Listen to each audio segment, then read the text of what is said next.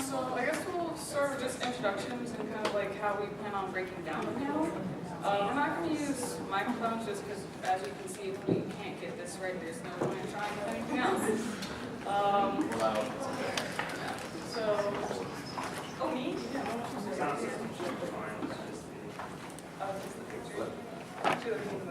Hi everyone, I'm Megan, or Korra, either one works. I'll respond to both. What else?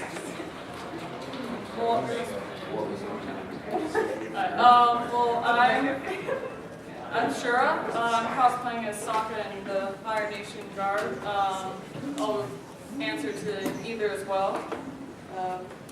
Oh, I'm Alexius. I'm not cosplaying an Avatar character. I'm cosplaying Delson, but don't worry about that. It's fine. You can just go on to this pretty one over here because I'm good. I'm Tia and I'm cosplaying Tara, obviously. And we all help make this cute little presentation for you guys, so hopefully we can nerd out about it. So, I don't know if you read just the title or like the synopsis. We're trying to go over bending through genetics. You know, like brown eyes, blue eyes, could get any of them, kind of like your general biology, Punnett squares, kind of stuff like that. We also want to cover like the anthropology and like the cultures of the world of Avatar: The Last Airbender and Legend of Korra, because they're both very centered about how this all works and evidence for stuff like that. We kind of have it broken down by element and like then the variations, the possibilities, stuff like that, while also using evidence from the culture. And then we'll be taking questions during the middle of it as well. If you have like a response that we can like address instantly, we'll do that. If it's kind of something that's going to take too long to discuss, we'll wait until after the presentation is over so that we can go into it more in depth. And if we don't get to your questions, you're free to come up to us afterwards and ask. But it's also all fan theory, so it's like we're not scientists, obviously we can't be. So anything that you say is pretty much just as valid as what we say. We're just kind of bouncing theories and ideas off each other.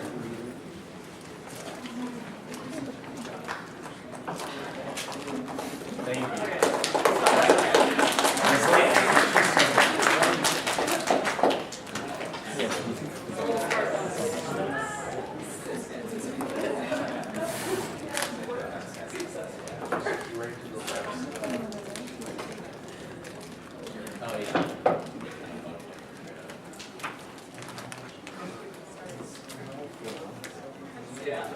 If it gets into like 15 minutes into the panel and it's not fixed, we're just gonna wing it. So, by memory. I mean, we have it up there.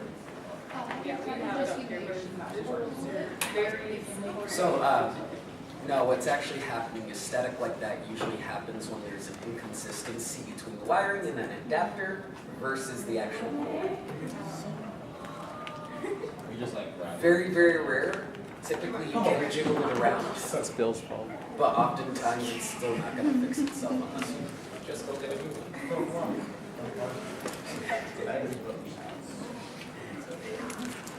So, someone in your group's Irish? With the luck of your group and everyone else, Yeah. with the luck of the Irish. It's like, Sir, if you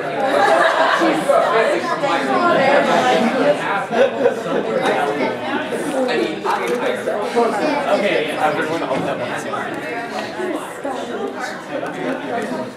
just meant like more like these were really time oriented, like you were an hour reward and you check on that. Don't want that anywhere near this.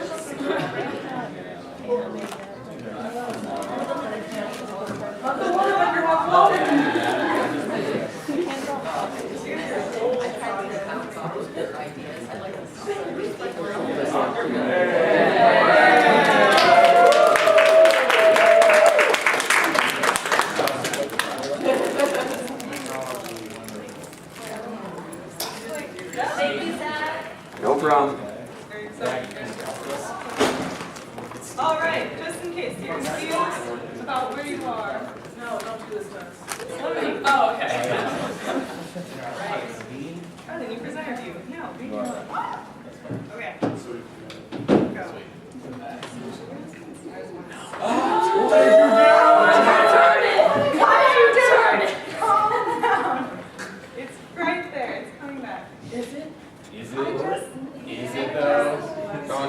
Done. It's Korra. fine. It's fine. It's fine. Where did my water go? It's gone. Took it away. Or was it?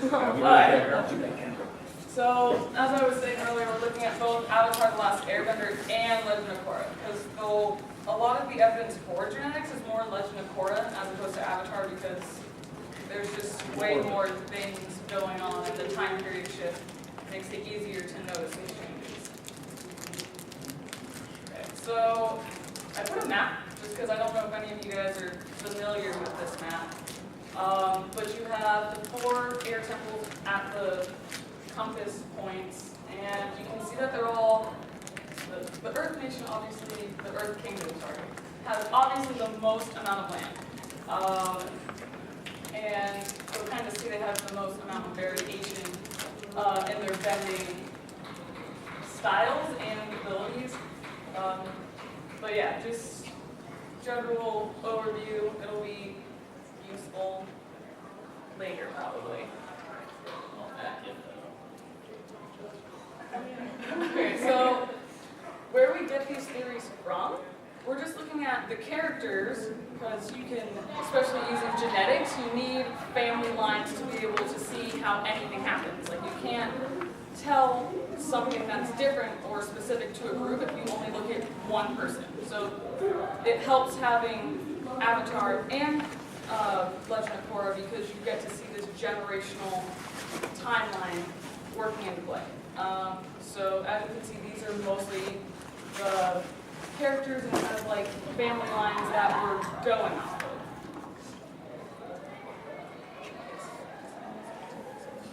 Alright, yeah, I guess I'll do this. Alright, so this is like essentially a combination of what we've seen in the show with the variations of bending, with a little bit of what people think the branches could go off on. So we've seen like fire and earth bending, like parents coming together to create like a lava bender. Like having that genetic outlet allows you to combine those two and use something like that. Combustion is a little like Combustion Man, if everyone Sparky yeah, Boom it's Man. just a picture, but like stuff like that, gas, oxygen, stuff like that. Glass is something that was kind of talked about by the creators a little bit that we'll get to too. But just like a little overview of like how this could go down the line if they keep going on the show and see what variation. Well, you'll notice the one on the left, there's no sand on it, even though we know sand is obviously, we've seen it. Yeah. Yo, so like I've got conflict of interest with this Woozy Woozy on the Michael Naku on the lower left, right? What? So like What? what? Like Okay, come up and point to the screen. You got it. this is where my concern lies, right here in lightning. Why isn't lightning with air? Because like do you know how lightning is produced? The firebenders use lightning, though, so we're Yes, kind of going by but what they did. Oh yeah, we feel you on Well, that it's like logic. we Yeah, I feel you on that logic. but we also have to use evidence, and we Yeah. don't have lightning bending airbenders, so we can't use But my that as evidence is real world lightning. Yeah. I'm saying from the show, like I totally feel you on how weird that is. Like I actually thought about that myself originally when I saw it. I figured like an airbender would be able to use lightning bending, but That's why they somehow for invaded. whatever reason firebenders are the only ones that we've seen do it. You really have to explain why, but these guys are based off of that. Team Skull. Something that would actually work with that is it's not just fire that they're changing, it's just energy. So like So if can they- anyone bend lightning there? Well, fire technically is an energy. That's the thing. Fire is literally visible energy that we can see, which makes it the exact same thing as lightning. So it makes sense that firebenders can control lightning because that's Yes. literally what they're bending. They're bending energy, pure energy. Right. We've also had Fire is literally heat. Yeah, From we a have chemical a standpoint, it theory doesn't that, have, it doesn't exist. Yeah, we have like a weird theory that like just like super fast that like lightning bending was something that within like the fire like royal line. Get to it, you're getting ahead of yourself. Okay, so we'll take one more question just because we have to like keep moving a little bit. But, yeah. I was just going to comment on the other thing is if you look at it from the point of the states of matter, fire and lightning are both plasma, so that I also literally just is went a over way- this. Which is where you kind of see it on this outer That's line. incorrect for the plasma council is so narrow.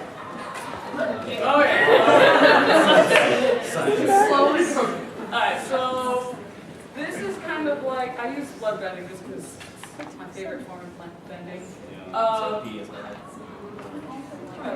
So these variations have any of you taken like general like biology or anthro classes, to where you learn that shifts in populations come from populations adapting to the environment that they're in because they're geographically different, which is why they end up different. For example, with water you have swamp benders because they learn to bend the water in the plants that grow around them because that's what pertains to their environment, to where the northern and southern water tribes don't have that, so they never needed that as a ability.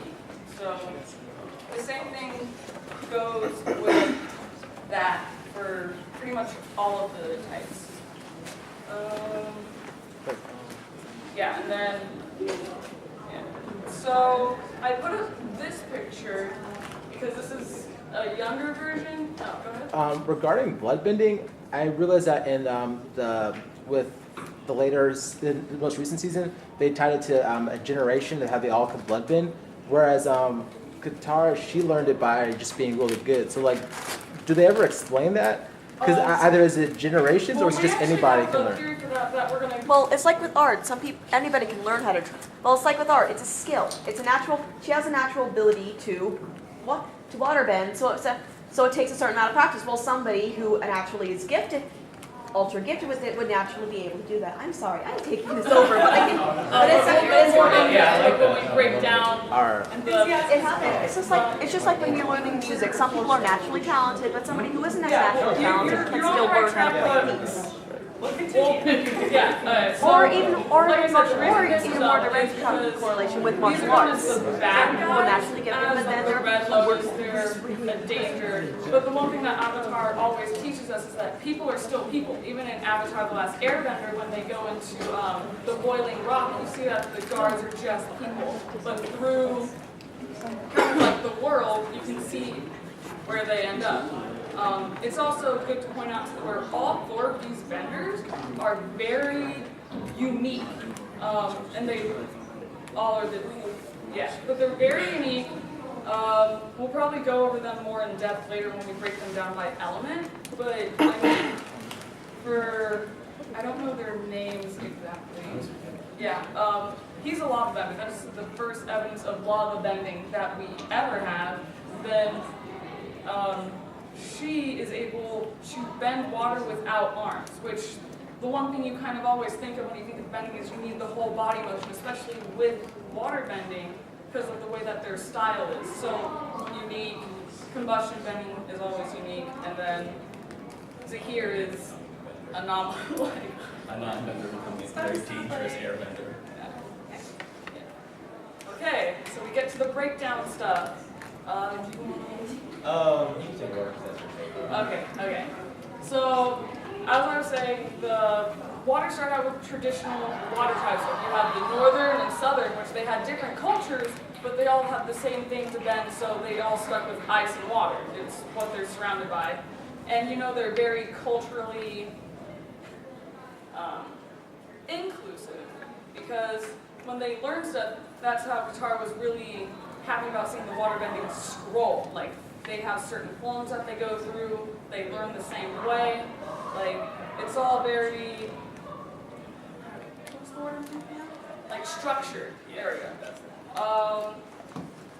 And then you meet swamp benders, which are the exact opposite of that. But you see that they vary because of where they live, and they don't need that kind of culture because their culture is based off more survival in where they live at. And this is where we're getting to the point of bloodbending. We think, based off what we've seen and like kind of researched a little bit, that bloodbending is only plausible within the southern water tribe, which gives you the genetic line to where even Hama, who was the first bloodbender, talks to Katara, and they're both in the southern water tribe. And it starts out, everybody considers bloodbending a very offensive, destructive, kind of controlling type of bending. But it actually starts off as a defensive mechanism, kind of like people who go through psychotic breaks when something gets too stressful. It's kind of like something that's activated through extreme stress, which is why it's kind of stuck within the Southern Water Tribe, because when you have the Southern Water Tribe that went through their genocide, because you saw what it was prior, and then after the Fire Nation attacked, literally all of the waterbenders within the Southern Water Tribe were eradicated. It becomes a way for kind of like stressors within a population. They pass down those stressors to the generations below them because their genetics are changed through kind of like, well, they're changed. But Korra's uncle is the head of the tribe of the North, or like he's a blood. Well, they They're did both, have they were genetic originally mixing. from the Southern Water Tribe. He just went north. Yeah, did what Yukon, what? No, Yukon? yeah, Yukon. He went up to the north to hide, and that's where. But he was from the Southern Water Tribe. Did they ever say that? I'm pretty sure they specify Yeah, they it did. because when you go back on Amon and Gunalak's, or not Tarlock, when they talk about it, they were talking about like, we were raised in this village in the Southern Water Tribe, and our father used to make us go out in the middle of the night and work on bloodbending, like they, on like poor wolves and harmless bison or whatever is out there. But they do specify that they were born in the Southern Water Tribe. And then he left the Southern Water Tribe to go north after he left his wife and children.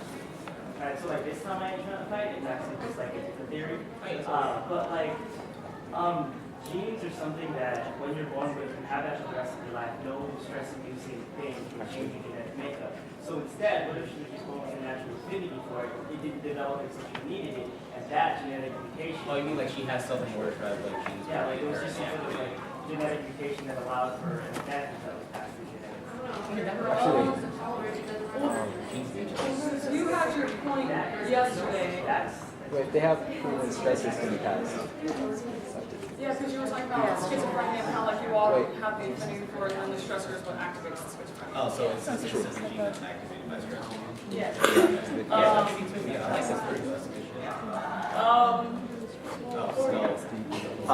There is actually a relatively new field referred to as epigenetics, where even though the actual string of DNA stays the same, there are certain stressors that can activate or deactivate certain portions of it, and those portions stay activated or deactivated into the next generation. So even though the DNA itself isn't changed, it still can certain sections can turn on or off, and they stay on or off. Well, that's what I was, because I did some research on that as well, which is, I think, in social political science, they're talking about how people who are of African American descent, who their family lines have been here for generations and generations back to slavery, they're predisposed to have certain problems because of some mega stressor that happened across the entire line. So it's kind of going that, which is where we went with the Southern Water Tribe, because complete genocide that has lasting effects. Oh, Lord.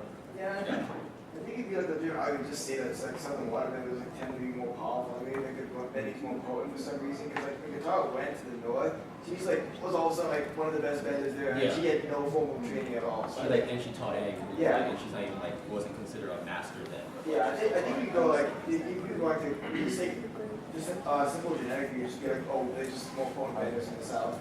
Yeah. Well, another side of that is that culture has a very strong effect on your abilities. For example, if you notice, the Northern Water Tribe is very culturally they do this, they only do this, they're still very in their old ways, So it's they only learn water bending in one way. They only the women have to go to healing, and the men learn to be warriors. And it's the Southern Water Tribe was just if you can bend, you do it to survive, and you do it to help your tribe.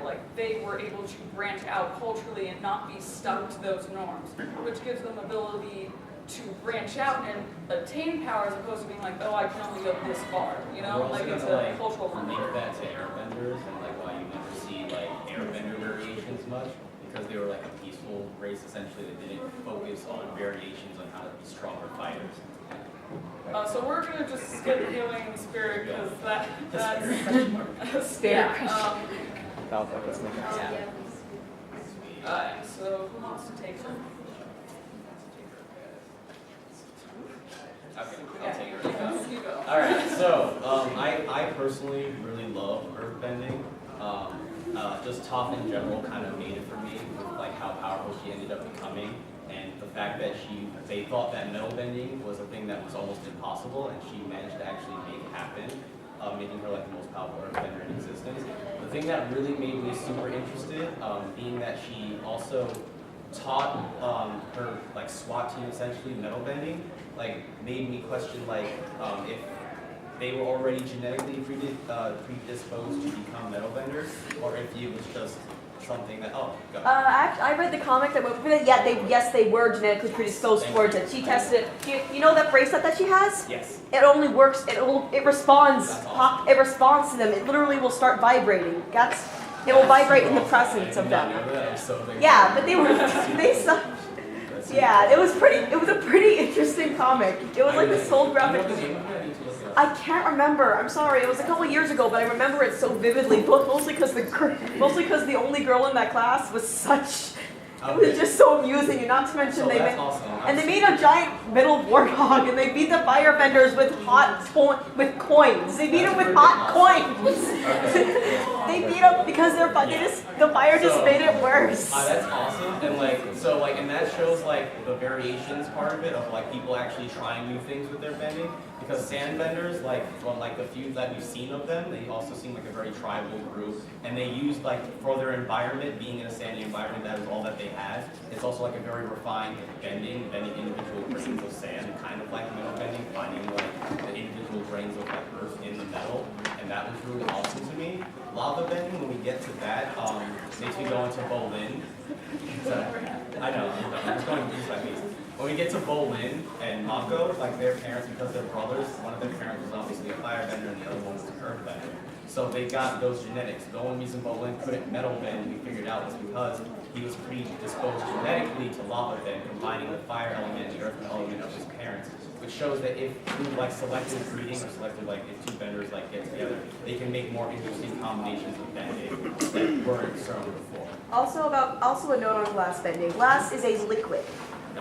So it'd more likely be a sand bender and a water bender. Right. We actually as you see that little I don't know if you see that little cannon, totally cannon tumbler thing. Someone acts like the creators or whatever, a question about glass bending. They had a Tumblr account. Yeah, where they you have could a ask Tumblr questions. account to ask questions and stuff. And they said that Alright, so pretty much someone asked if glass bending would ever be a possibility, and they said yes, it'd be a refined form of earth bending, like metal bending, but it's just no one's figured it out yet. But I don't think it's, like you were saying, it's actually kind of like the variation of things, how it's more like a liquid. I don't think it's very strong, like how metal bending is kind of like a pure earth form. I don't consider glass bending a pure earth form. I feel like it would have to be one of those variation possibilities. So, I guess this is going to be less matter for you, but do you feel that each of the elements are dominant gene, or some are dominant in other recessive?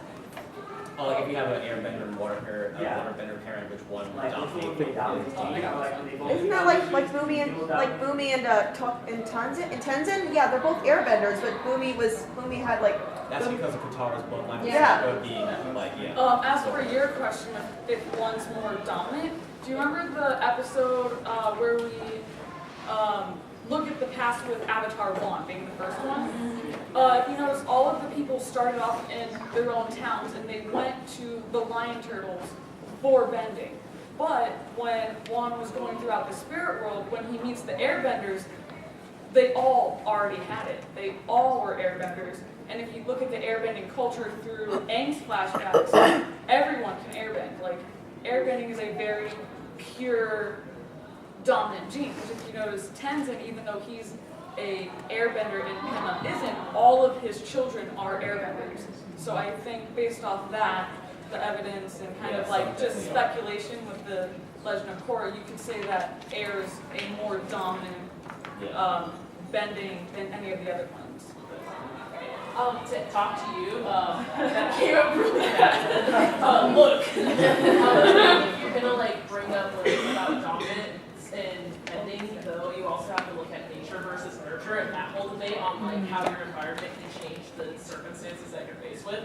Because in my mind, say like you have someone whose parents or father or whose father's like a firebender and whose mother's an earthbender, and like you have twins that are born from them or whatever, like, and like one of them goes through like a super traumatic event, which triggers that rage, which triggers the firebending to come out more so than the earthbending, even though the earthbending would be more dominant. Does that make sense? Yeah. Yeah, like I like that theory. Like that seems like a cool idea. But I feel like if you're gonna look at that, then you have to look at the circumstances too.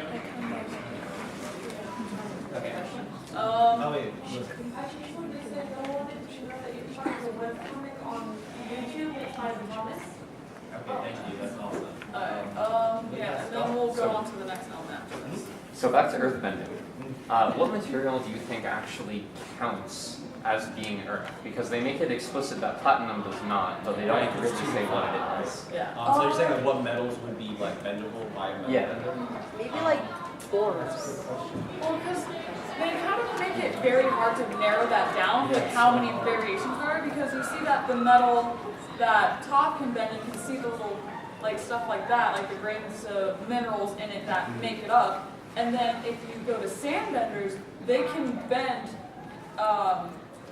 like all of the sand grains of sand. And if you know geology, you know that sand is pretty much like It's silicon and oxygen. yeah, and it's mostly made up of quartz crystals. Like that's why sand kind of gets that shiny look in the sun. So and quartz is like a stone, but it's more of like kind of bordering on mineral, to where like it doesn't seem like a rock, you know? And they could also bend the meteorite. Yeah, and meteorite and stuff like that, which is like space rock. Yeah. So it's kind of hard to pinpoint because there's just so much variation and too many possibilities. There's still So many undiscovered metals. metals stuff. Sorry, speaking of that, would it be possible for earthbenders to be able to do a form of bloodbending? Because as Qatar, Legend of Korra, she was able to get the mercury poisoning out of her own body, but could she also move the iron in her blood as well? Right, it was a metallic liquid, and we've also seen weird stuff like that, like Katara can bend like mud, I believe. I think I have a response to that. Yeah. Have you seen the X-Men movies? Yeah. Okay, remember how Magneto was able, he couldn't bend the blood, but he got one of the guards drugged with enough metal in it to be able to pull it out. So I don't think blood has enough metal or anything to be able to use like that, just using X-Men. So I mean, the correlation's kind of very spotty, but I mean, it's similar. I heard you going for like, you can bend the iron in the body to make them bend. But Or the calcium, or the other minerals. Yeah. Okay, so air is going to be the easiest to go over because there's not a lot of them, unfortunately. Too soon. So the way that we've looked at it is like you have the very traditional cultural airbending, and they were a very peaceful culture. They were pacifists. They never used their bending for any sort of harm, only for evasive maneuvers and defense. So we don't think, which is why they have the least amount of variation. You have air and then you have air, right? So, which is pretty much exactly what I explained through this paragraph. Yeah, we've only seen Zaire do anything offensive, like taking the oxygen and suffocating somebody. Airbending is just most like all the things we see airbending used for. So there's a lot of possibilities in the future. Now that we have a whole bunch of airbenders popping up everywhere because of whatever happened there. Spirit explosion. Right. Yeah, so the possibilities are there because now that you have people with different cultural backgrounds that now have this same ability, now like the variation is endless because each person's going to utilize air in their own way, because even if you notice when Tenzin tried to get them to do it the traditional airbending way, they're like, no, that's dumb. Like, I don't want to meditate for 3 hours. Like, And really fast, does anyone like have like just really quick like a variation of airbending that they think would be cool? Because I've been trying to think of some, and like I come up with like nothing. Smoke? Smoke would be cool, actually. So like, I've got like two of them, I guess. Like, so water itself has a very like molecular organization. right. So like, this cat, You see the button. you brought up the Airbender style things, and maybe Airbender fire in water. Well, it's also like you have to think of every gene has a limiter. For example, like there's only so far that your genes can take you. Because one of the things with air is you learn that if you watch Aang go throughout his journey, he always wears the same outfit no matter where he is. When he's in the Northern Water Tribe, like he can still wear his same avatar guard because the one thing that the creators kind of push is that each element has control of the temperature of what they're bending. For example, like Iroh heating his tea and stuff. Like you can manipulate it to a certain extent. Well, firebending is the most prominent form of Yeah. that. Yeah. I mean, And it's also they're literally energy bending. Yeah. Yeah, They could bend light if they wanted You've to. seen firebenders like practice. Oh my against god, each light other, bending like, would they be don't hurt each awesome. other. Light bending would be cool. Or just take So genes can Make only it some go blind so ones. far. Or For just example, take it which is away. Why we think Complete when it comes to darkness. lava bending, you need that combination of fire because That if you think about it, if you heat up earth enough, Yeah. it will melt. But no earthbender can do it other than two. Yeah. And I think you need that extra, like, if you have pure earth, you're limited at a certain temperature. Like, you can't actually heat it up yourself to that degree. But with the fire genetic, you kind of have that extra little power to get it to where you need it to be to melt. You had a question, right? A dustbender could also become about from air, but it would still be kind of like close to a sandbender, but because you'd be able to control a different portion. Well, I think if you look back at that original, like, really big chart, That's- it was on that. Yeah, that's. Because that's kind of just like a show of like the possibilities. And if you look at the airline, it had like sound, vacuum, blah blah blah, gravity. In which, if you look at Zahir, he was able, since he had no cultural tie to airbending, he was able to manipulate airbending in a way to where he literally unlocked all the possibilities. He vacuumed the air out of someone's lungs. He could fly, which means he literally just was like, fuck gravity. Like, so like, you can see that there are possibilities to unlock all of those, but it just depends on the person. Like, each person has their own ability. Like, not everyone. It can also be based on the area they're in. Yeah, and like cultural limiters. Just distraction. Bill says different types of gases. Oh, yeah. Actually, really awesome. I was thinking Like smoke. Smoke, Just yeah. chemical gases. Like Poison gas. poison. Firebenders. Would they be So so anyways. So with the lightning thing, and well, because we all know about like the traditional fire, they have like their traditional bending, like with water bending, is how you have the benders go through their different forms. It's kind of like with stuff like that. For me, I thought lightning, because the one thing you see in Legend of Korra is that lightning becomes super commonplace. Everyone was like, okay, what's up with that? Why can just everyone lightning bend out of nowhere? Yeah, like And this is where I think culture comes really into play, because we also know that the Fire Nation royal line are kind of like very secretive. They like being the most powerful, like they want to be the most powerful, revered, almost godlike benders of their culture, because that's how they retain power. So what's better than making yourself seem godlike than having something that no one else can? And we also learn that fire, it comes very much from your emotions, and yet lightning is something that takes no emotion at all. So you have the royal line who knows the secret, and they keep it within their royal blood. Only the person who ascends to the throne is allowed to learn it, which is why Iroh didn't learn it, yet Ozai did. Zuko didn't learn it, Azula did. You kind of just see like the person who's about to take the throne is the one who learns that. Yes? But then like, Ozai wouldn't have known it because Iroh was supposed to take the throne. Yeah, but if you notice early on, after, you see within Zuko's backstory that after Iroh's son dies, his father, Ozai, convinces their grandmother that he's not fit, and you usually get to a certain age before you're... Well, he knows how to redirect it. We never see Iroh do like lightning bending, but he knows enough about it to know how to redirect it, which might say that he like could actually know how to do it. He just never like chooses not to. I assume he knows how to do it. Yeah, because like if you know how to redirect it, you'd think you'd know how to like shoot it out. He said he learned it from the waterbender. Yeah, Yeah, water because of bending. they redirect the flow through your body. And he also was the most open-minded of that line and did the most traveling, which we'll get to style differences a little bit later. But that's how, I'm pretty sure once Zuko came to the throne, he was like, look how useful this is. Yeah. Let's just give it to the people. Because he kind of broke that type of thinking, which is why I think it becomes more widespread. Arrow is the best. Yes, he is. Brave little soldier boy. That messed me up inside. Oh, like, really no, bad. I didn't bring that up. The show I wrote lightning bending in the episode where he teaches Zuko to redirect it. I'm sorry. Well, he's just redirecting it. That's the thing. No, they actually show him doing lightning bending. No, they never show Iroh like actually like physically shooting out lightning and doing lightning bending. They only ever show him actually like redirecting it and knowing how to do that.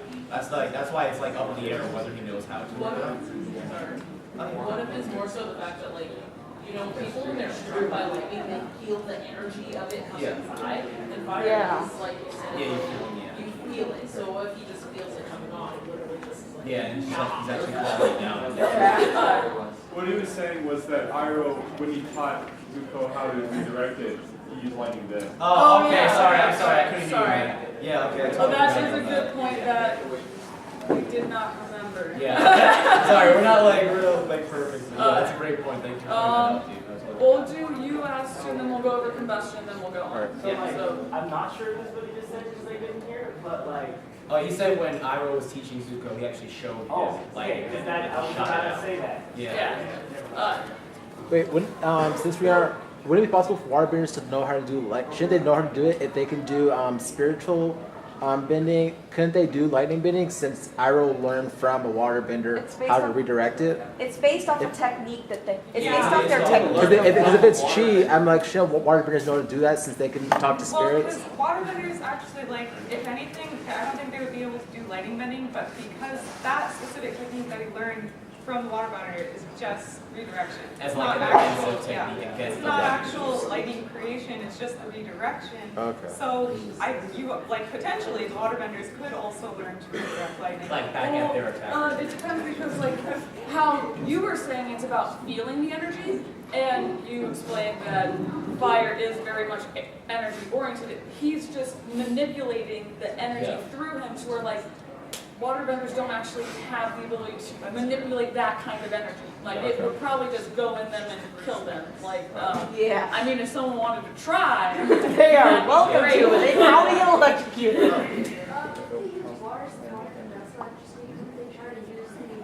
Right. That would be actually. that would be a very good possibility. They just need to test. My issue with like lightning bending was always like I've never seen them like with firebenders, earthbenders, airbenders, and waterbenders, we see them like manipulate it as much as they want.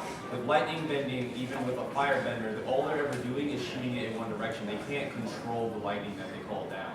So it's like they're not like they're barely bending it. They're doing just enough to like have it come to them and then aim it where they want. But other than that, they can't really do anything with it. Which is like I always want to know if they could actually like go more into it and try to actually manipulate lightning, which would be like my new favorite form of bending.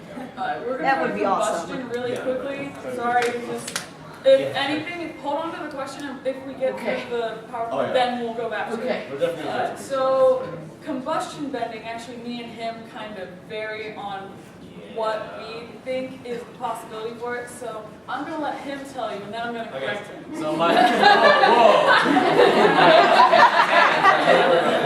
so my theory behind it, my dirty pen theory, is that guys like Combustion Man and Zair's girlfriend, they had parents that were like an airbender and a firebender. Because like when we first see Combustion Man, like he has like the mind's eye thing as well as Bleach. He has the mind's eye thing, which is very monk-like. And it seemed like he would have had to learn like monk teachings or like at least have an airbender element to his genes, so that he's like bringing in air, like and then combusting it to shoot it out at people.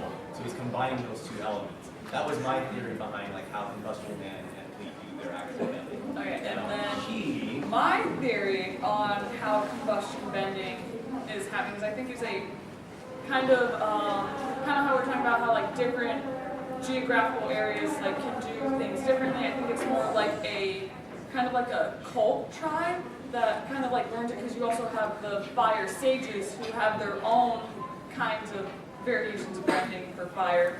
And it's kind of like how Iroh took the techniques of water bending to redirect lightning. I think combustion bending is using the techniques of air and like breathing and like controlling, just using the techniques of that in order to focus their power enough to shoot it out. Like, because you also know that it's not very controlled, because that's how Lee died, because once it started, she couldn't stop it. So it's just learning how to focus it, and once it's focused, it's just, it is, like that's, it's just kind of like with lightning, once it's there, there's not a lot of control when you have that much energy and firepower focus. Like you can't control it after that, it's its own thing. So that was side one, side two. You have a question with that? Yeah, I mean, isn't traditional firebending technically also combustion? It's just the difference is the range of where the combustion occurs.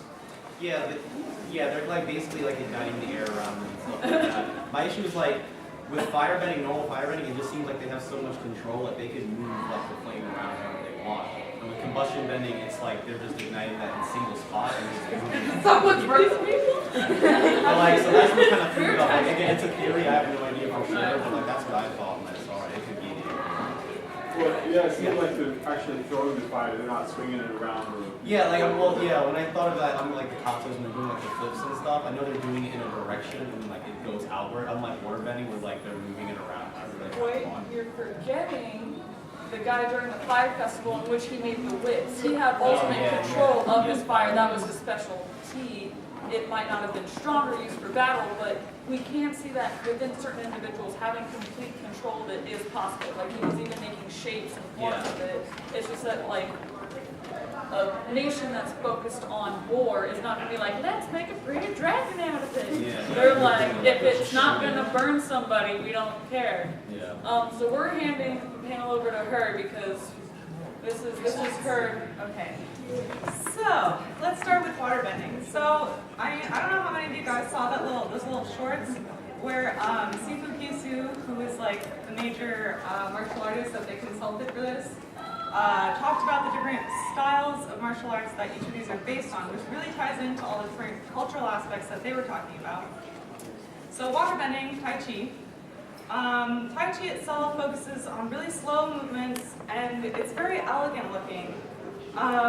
So it really works for waterbending because it does have a lot to do of focusing your own energy, and the movements really helps and actually there's at least one movement where they were talking about doing the energy ball, which is basically the same movement that they use in the series to make a water ball.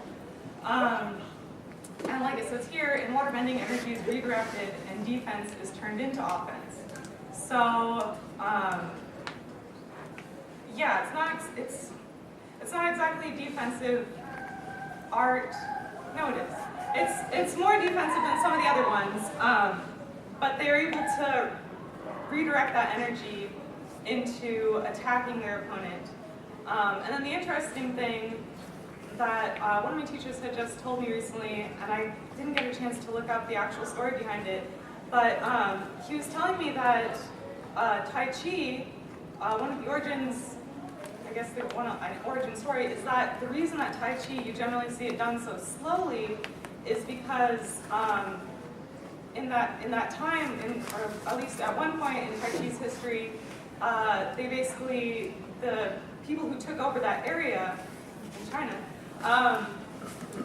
repressed it. They said, you guys are not allowed to do martial arts. They don't want people, being able to fight back against them. So they would just do the Tai Chi, super slow movements. It's very calm, just moving, and it's like, oh, okay, they look like they're stretching, or yeah, like that's cool. That just kind of calms them down. That's fine.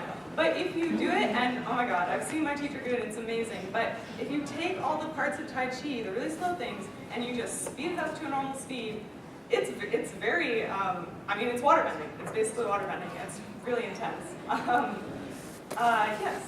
I'm a martial artist, and I've been doing it for a few years now. I don't personally do Tai Chi, but I have a friend who sadly moved back to Korea. He was teaching me some Tai Chi, and it. One of the things that you find out very quickly about Tai Chi is that one, it is extremely difficult because it takes so much detailed muscular control to be able to do anything that slowly, really. Exactly. But plus, if you ever see someone sparring with a Tai Chi person, it's gosh, no, I think all of those calm people in the park practicing their cute little slow thing, and then when they actually like, oh gosh, do it, you're like, okay, I'm never going to. You're terrifying. Very terrifying. Because the movements in Tai Chi, a lot of them are joint manipulation. Yes. So the slow movements like that are like grabbing your joints and moving them in a way that you have no control over your own body. I sparred with my friend, and there were almost every single time there was a motion where I would be very close to getting a hit on him, and then my arm would be, you know, he'd grab my arm, and next thing I know I was behind him, on my back, on the car. So real quick, let me finish this slide. So the next one, earthbending, is based on Hungar Kung Fu. By the way, the style that I study is Chinese Kenpo, but it does have some of these like tied into it, so I'll tell you as I go along. But Hungar Kung Fu is really good for earthbending because it's the heavily rooted stances. Anyone who knows any martial arts will know the horse stance, or whatever your style might call it, where you have your wide feet, and you're squatting down, and then you're basically literally rooted to the earth. It's still painful. And they also have We would use that position because they're using the earth. Top's earthbending style is from the Southern Praying Mantis style of Kung Fu. So you'll see her doing the, what is it, limp wrist? Sorry, my sister's talking, she's there. So they did limp wrist, or they have the little, like, you know, little praying mantis hands, or she generally, like, holds it out a bit more in front of her. And so this one is pretty good, because that one really helps you see your opponent better in the way that she sees them. We all know her vibrations through the ground. So some people have said that Kavira style and just metal bending, all the metal benders that we see in Korra comes from the praying mantis style rather than directly from the usual Hungar style. So, I mean, this pretty much makes sense because Toph taught all of them. So once again, that's kind of a cultural tie-in. Yeah, any questions? Yes? So going back to the water bending, how does that mesh with the Red Lotus waterbenders, like 6 tentacle arms? Okay, so the Red Lotus waterbending. So the thing about Tai Chi and the waterbending, I'm going as fast as I can. Okay, so the thing about Tai Chi and the waterbending is it's a lot of focus and redirecting energy. Like part of it is, I mean, a huge part is actually motions, but a very, very huge part. If you ever go watch, because my school also teaches Tai Chi and I only did a little, but if you ever go watch them and like the person who really knows what they're doing is teaching it, they'll tell you, like, they have to walk you through it, and this is the mindset you have to be in for this move. This is the sound that you have to make. So it's really a lot of mental focus and focusing your emotion and your chi. So I feel like for her, she's just really so advanced at being able to do that that she doesn't necessarily need the arm motions as much if she does it with her focus and the rest of her body. Okay, so same thing, back to metal bending. The metal bending police, they used some earth bending, but they also were based on the SWAT team, which I'm sure you guys all kind of got with them coming down from their balloons and everything. I'm just looking at them. The choreographed symmetry techniques based on some elements similar, like he was in the military. And once again, if you watch it, I'm sure you guys all noticed how like militaristic they look. And yeah, so the metal bending is basically that with Chugar based and, you know, military techniques thrown in here and there. And you can definitely see it in like everything they wear, the way they act. I mean, you can guess, if Toph was the one who started the metal bending police, you can guess how strict it's going to be, so. Oh, Lord. All right, fire bending is the Northern Shaolin Kung Fu. And so this is like the quick successive attacks, extreme power for just a moment. It's basically like, I always think of it as like when you're trying to light a match, you need to like get that spark. You need to like go fast enough. If you go slow, you're just gonna get like a really sad match that like can't do anything. You have to go fast and powerful. You have to push that thing on there and just go. So that's basically what they have to do. They have a lot more kicks than the others. I feel like the kicks also help like get that strike to strike the spark. And once again, they sacrifice their defense to provide continuous offense. They're just like attack, attack, attack. Attack so they can't hope nobody gets through. So, and then nobody gets through. Bagua is also called circle walking. And they're very evasive. Like they mentioned before, it's more defensive, it's more avoidance. Watch anything with Aang, you always see him dodging, dodging, dodging. They don't want to come in contact with anyone, and they don't want to hurt anyone. Says the energy originates from the center of David. That's a lot of like breathing. All of the styles, breathing is extremely important for any sort of energy, any sort of martial arts. Breathing is extremely important. The timing, when you do it, how you do it. But you know, for airbending, obviously, breathing is going to be the most important. And yeah, defensive, avoidance based. I think that's just it. Yeah. Okay, so this is where it gets fun. So, well, it's been fun, but it gets also more fun. So, as she was talking about with the different styles when it comes to each person, each bending forms, and then you get to certain individuals that have their own style, like Kabir the metal bender's Toph because she needed it for necessity. When we get to pro bending, which is like a really big part of Legend of Korra, you see that a lot of the traditional things have kind of been like melded, meshed down, and kind of like watered down in a way that makes them more mobility oriented, so that they can like be able to use it effectively in a spot where they're getting hit from 3 people at one time. Yeah. Yeah. I'm just watching this, and where Bolin's trying to show Korra like a better way to like do the earthbending to be real quick, and she's got her like, you know, her classic earthbending stance where she's like deep down, and they've got those disc thing, and she punch. And he's like, and she like can't quite do it. Like, Bolin's like, okay, that's fine, but like try like standing up a little. And so for earthbenders, it's like, what? That's like, you guys have to be down here for your earthbending, you know? You've got to be rooted to the earth. But when he does that, they have, you know, in pro bending, they need speed. So you can't just stay as rooted to the earth as the earthbenders. Yeah, they go to the traditional boxing stick and move.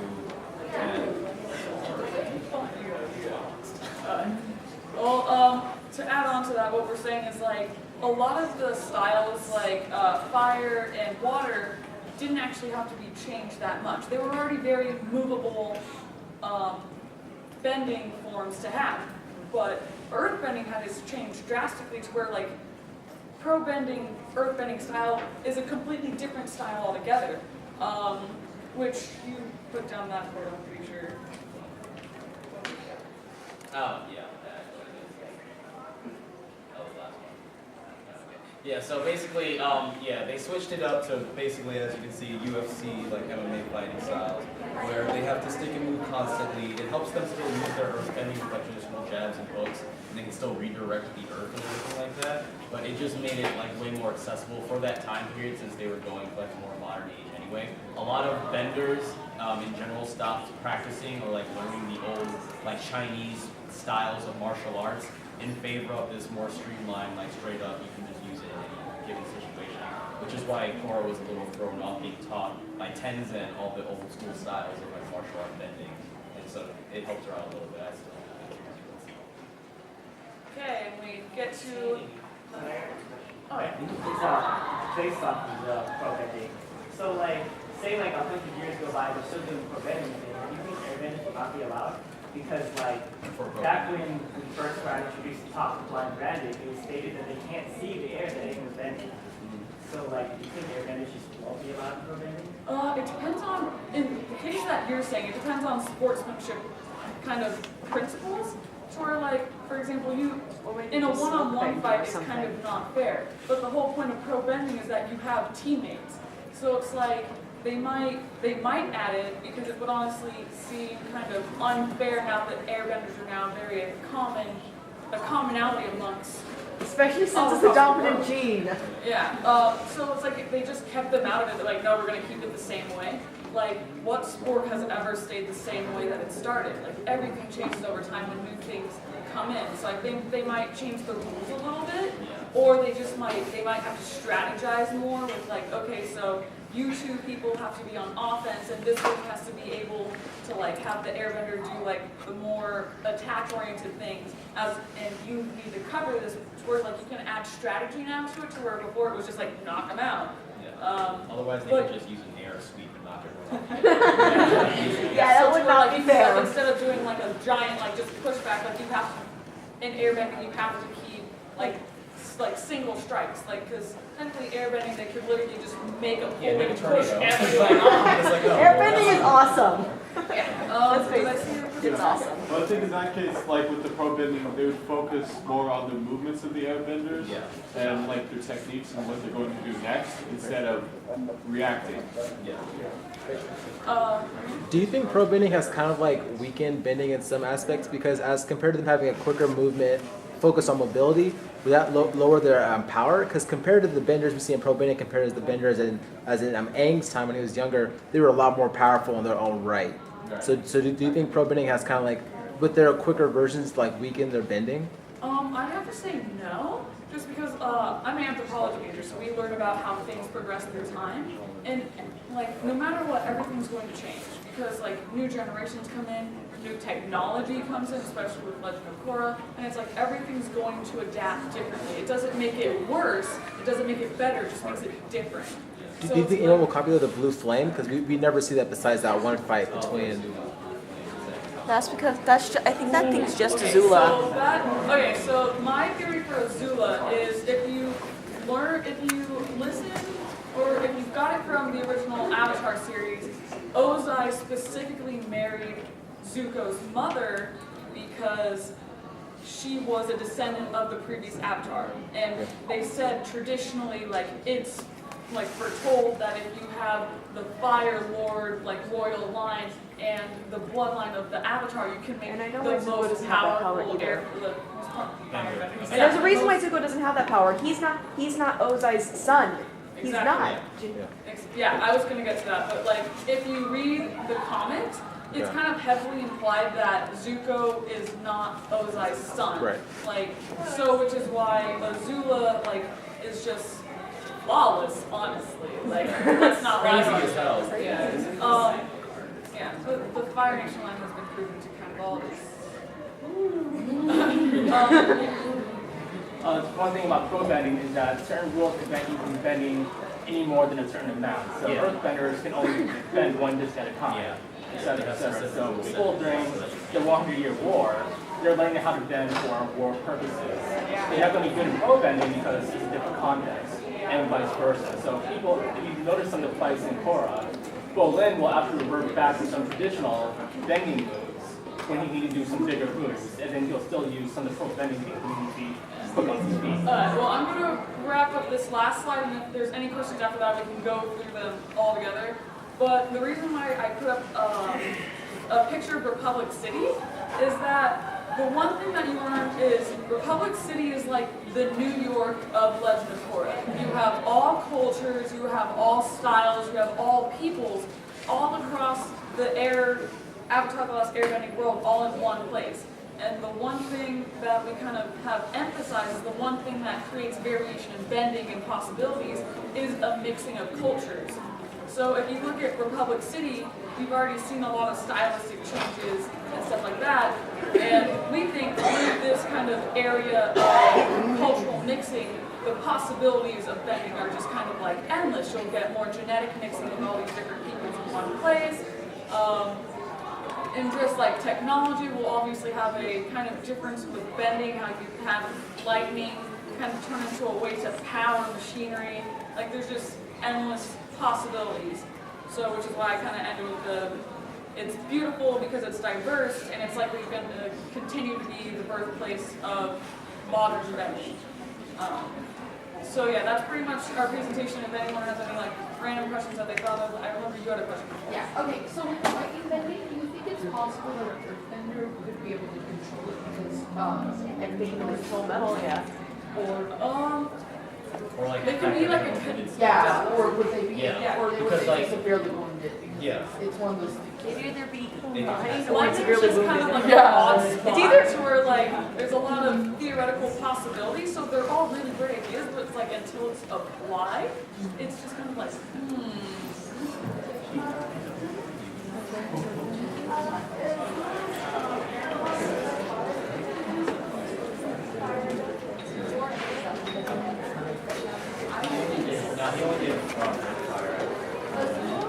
No, Zula did blue, but I was like, you're thinking of,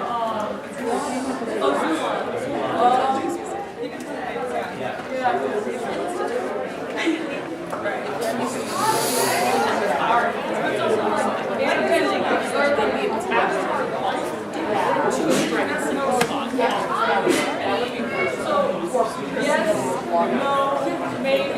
We just know for sure that that's the case.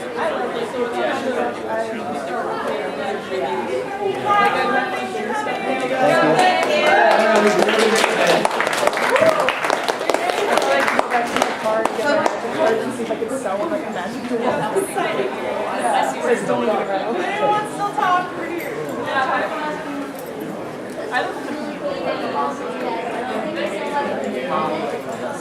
We're planning on expanding eventually. Or like my mind was just like,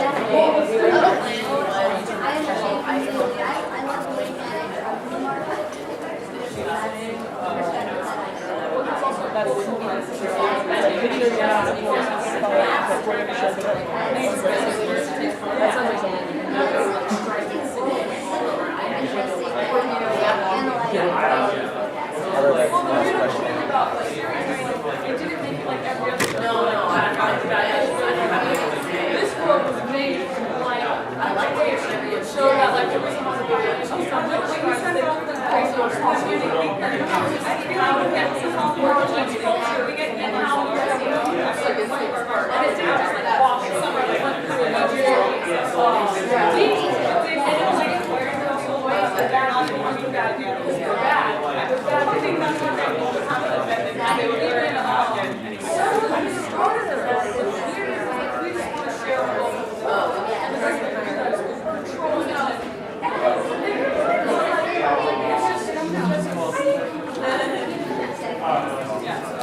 Rather than just trolls, just like bad